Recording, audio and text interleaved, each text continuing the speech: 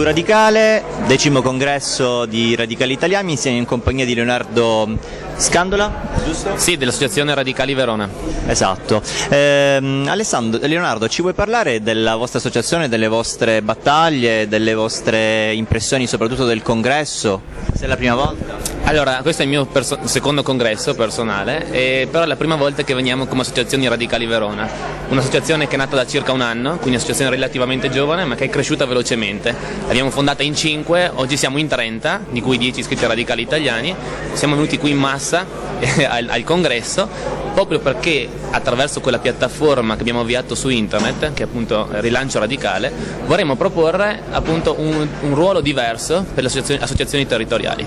A questo proposito abbiamo presentato una mozione di modifica dello statuto affinché le associazioni territoriali medio-piccole, che hanno ossia 9 iscritti a Radicali Italiani, abbiano di diritto un membro al Comitato Nazionale, il quale possa partecipare ai lavori seppur senza diritto di voto. Un po' invece di 25, perché attualmente è di 20. Esatto, con 25 siamo un rappresentante a tutti gli effetti, però a nostro avviso questo rappresenterebbe l'occasione per dare una sede istituzionale anche alle associazioni più piccole e portare quelle istanze che rimangono sul territorio e purtroppo rimangono inascoltate fino ad oggi.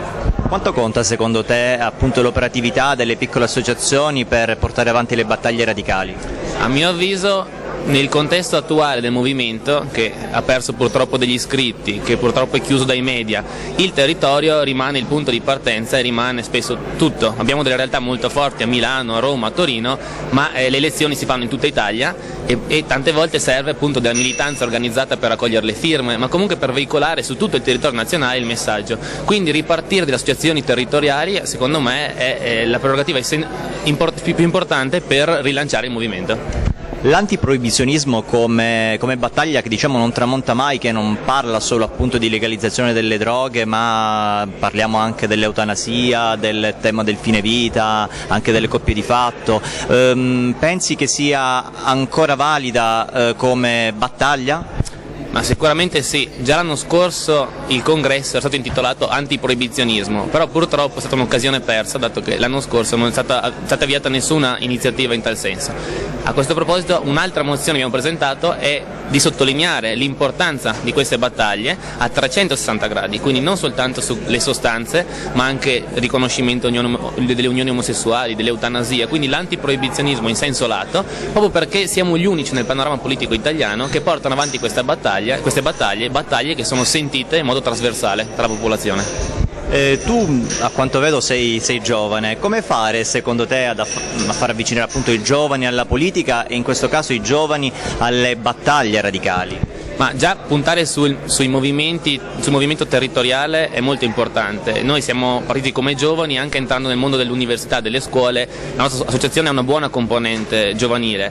Oltre a questo puntare sicuramente sulle battaglie, ad esempio quelle dell'antiproibizionismo, che sono battaglie sentite tra i più giovani, anche quelle dei diritti digitali, di internet, ma una cosa che è un'autocritica al movimento radicale, bisogna cambiare il modo di comunicare, quindi puntare molto anche sui social network e comunque su internet per cercare di arrivare e spiegare concretamente ai giovani che purtroppo spesso non si informano, non leggono, non ascoltano Radio Radicale o TV Radicale e quindi cercare comunque di arrivare con messaggi concreti anche ai più giovani. Magari è più facile con mezzi come Facebook, come Twitter, come non so, anche gli applicativi che ormai si utilizzano per iPhone, per Android, quindi magari utilizzare le nuove tecnologie a beneficio di quello che comunque sono sempre battaglie che non tramontano mai. No, questo sicuramente, la società è cambiata, deve cambiare di conseguenza anche il modo di comunicare e questa appunto dicevo è un'autocritica al movimento radicale, però se vogliamo appunto rilanciare questo movimento dobbiamo anche passare da qui. È chiaro. Ci dai qualche impressione invece su questo congresso, non so, qualche intervento che ti ha colpito di più o non so, qualche consiglio che vorresti dare ai congressisti su come svolgere il congresso? Ma è un congresso che per adesso sta andando bene, mi è piaciuto l'intervento anche della segreteria, in particolare anche di Michele De Lucia, che ha appunto ricordato il ruolo delle associazioni territoriali, in tal senso anche proposto ai parlamentari di muoversi sul territorio, che questa è una cosa molto importante per noi, appunto per anche convocare delle conferenze stampa o comunque lanciare le nostre iniziative una volta che si ha un parlamentare comunque ha un richiamo diverso. Quindi in questo senso siamo soddisfatti, ma appunto cerchiamo adesso anche con le nostre mozioni di fare di più e ottenere qualcosa in più per le associazioni territoriali. Per quanto riguarda invece il panorama politico attuale, eventuali contaminazioni con altri partiti politici, in questo caso vabbè, noi facciamo parte, minoranza del PD, eventualmente vista la cena a Palazzo Grazioli, quanto potrebbe essere produttivo o non produttivo far parte di questo o quello schieramento?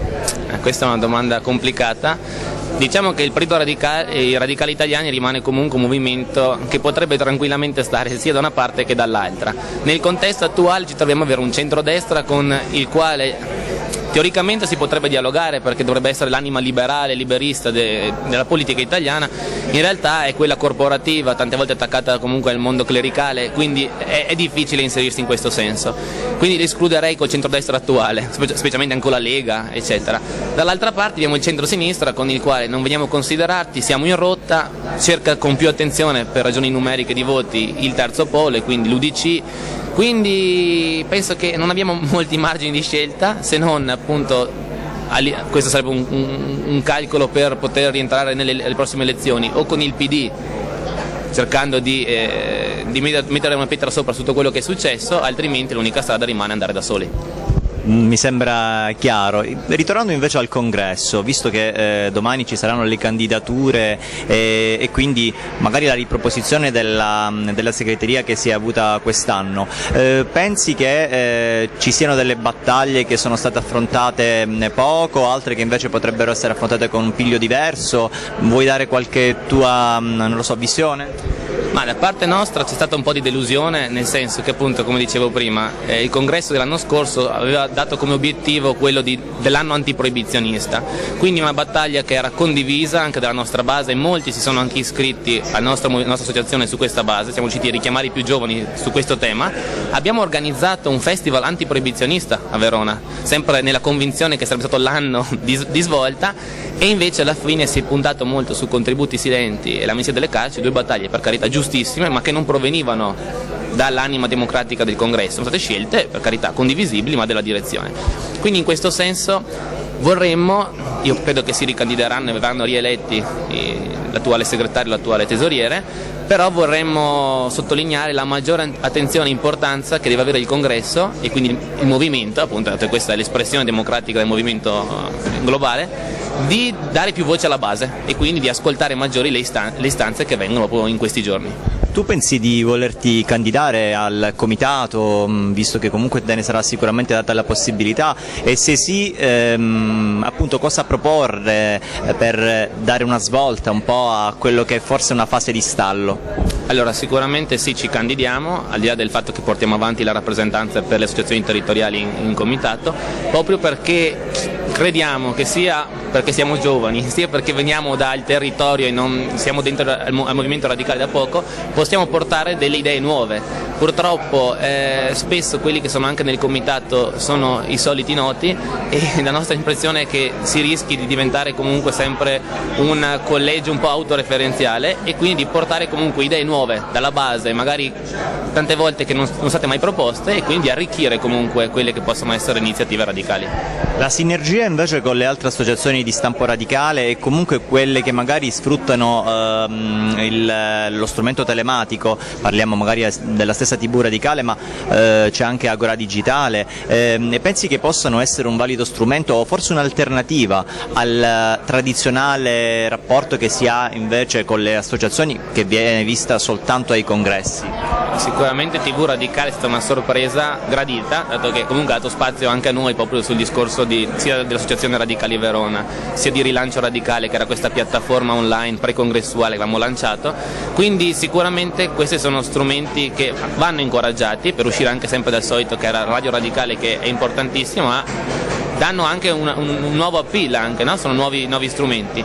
Per quanto riguarda le altre associazioni siamo in contatto, e mi spiace sempre puntare su questo discorso del territorio, ma siamo in contatto spesso con le associazioni più piccole proprio per coordinarci e cercare comunque di portare anche la nostra voce alle altre associazioni, ma no, sicuramente, soprattutto in particolare sottolineerei l'importanza di TV Radicale, che veramente è stata una sorpresa molto gradita. Ma io credo che la sorpresa gradita sia soprattutto che siano i giovani a interessarsi di tematiche che non dovrebbero tramontare mai, ma al contrario dovrebbero essere riproposte con mezzi diversi, come dicevamo poco fa. E nulla, ringrazio nuovamente Leonardo di Radicali Verona e lo invito sul nostro sito TV Radicale, dove già ha avuto la possibilità uno spazio, ma io credo che debba diventare una rubrica fissa, se non lo è già, e continuare insomma a monitorare quello che sono gli obiettivi e le politiche di Radicali Verona. Grazie ancora a Leonardo. Grazie a voi.